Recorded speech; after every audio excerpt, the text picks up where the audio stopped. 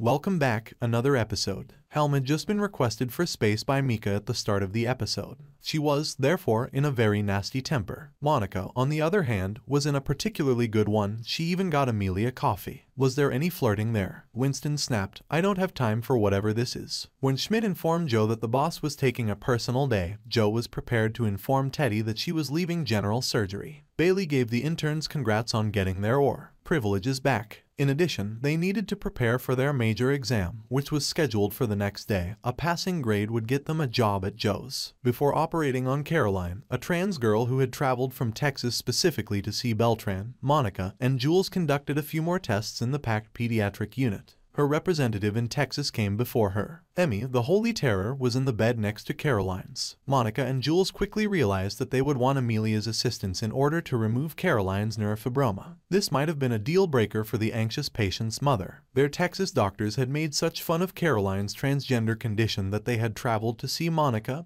and Monica alone. Oh, kids, Caroline and Emmy vanished from their room very quickly. Monica said that Emmy was her favorite headache while she and Amelia looked for them. After finding the kids restocking on post-procedure munchies, Emmy lost it. She was breathing too heavily to be able to identify her fear, yet she was all right. Monica made an educated assumption, just like she had in the past. Later on, Caroline asked Monica to assist her in the same way. It transpired that her fear was of being exposed as a nude person in front of a large operation room full of people. Still another red flag. Bailey cautioned that despite the procedure's complexity, the time spent on the operating table would be considerable. Simone or Lucas wanted to turn in for a study session. They told her no. Richard questioned whether they ought to go, considering all of Dorian's problems. However, Bailey had previously eluded death once, so he had no intention of giving up just because things got difficult when he was having surgery. Sadly, it soon became apparent that Dorian lacked the intestinal capacity to remain off TPN. Then, sort of the opposite of unfortunately, Simone's cramming resulted in a rescheduling that might actually get Dorian back with his cheeseburgers. The patient then collapsed on the table, exhibiting a shocking display of helplessness mixed with despair. Bailey continually astounded him, but as the show neared its conclusion,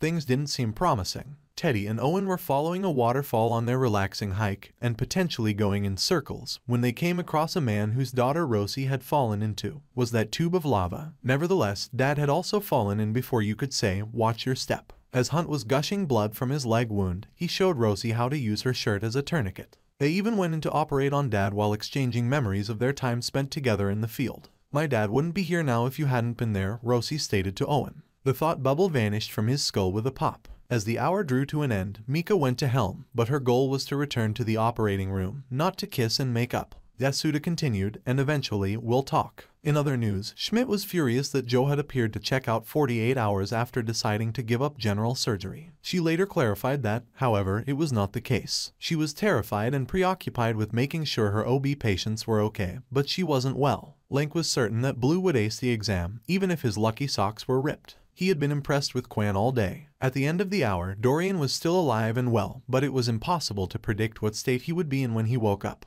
At last, Amelia made a direct approach to asking Monica out. When she didn't receive a response right away, Amelia concluded, "Clearly, I misinterpreted the circumstances." To come, Lucas was angry that he couldn't let go, just like Dorian. Simone claimed he had made her a more courageous physician. Now for the making out. Following up with Rosie, Owen suggested to Teddy that they begin producing films and other media to instruct others on how to save lives. Would Teddy pay for it? Owen addressed Catherine, who was going to check into the hospital's available discretionary money rather than placing her in that embarrassing situation. For more videos, subscribe.